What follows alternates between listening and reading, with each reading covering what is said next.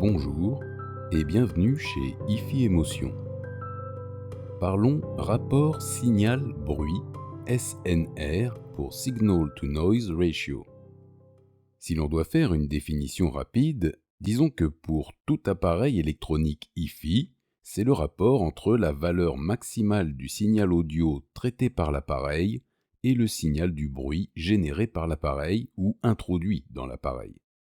Exprimé en décibels, plus la valeur du rapport est élevée, plus l'appareil est silencieux en termes de bruit de fond. Qu'est-ce que cela donne dans le détail?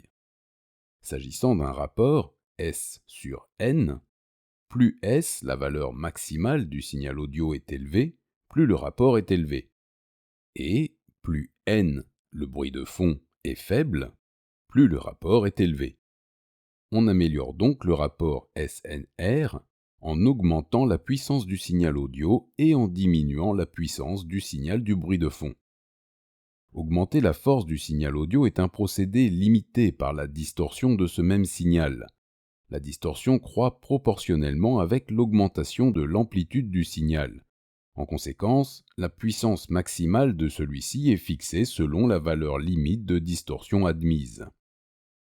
Diminuer la force du bruit est alors l'autre facteur important pour augmenter le rapport SNR, en particulier pour les amplis dont le but est de donner du gain au signal audio en minimisant sa distorsion.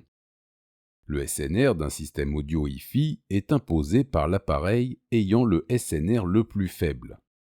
La valeur SNR d'un appareil est donnée pour son maximum. Or, les amplitudes des différentes fréquences composant le signal sont rarement à leur maximum.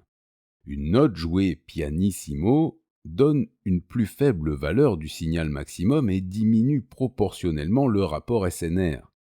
La même note jouée fortissimo augmente le SNR. Il convient donc d'abaisser au mieux le niveau de bruit de fond afin d'en éloigner les signaux audio de faible amplitude. Les sources de bruit pour un appareil IFI sont ceux émis par ses propres composants électroniques, transistors, condensateurs, résistances, etc., et les perturbations parasites de son environnement.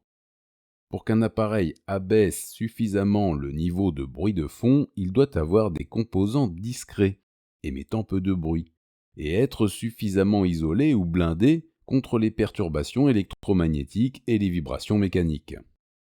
Par ordre croissant, on peut donner des ordres de grandeur du SNR selon les types d'appareils.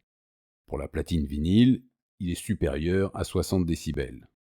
Pour les amplis, les sources numériques, il est supérieur à 90 décibels. Pour les préamplis DAC, il sera supérieur à 100 décibels. Une production du magasin IFI Émotion, 78 120 Rambouillet. Merci et à bientôt.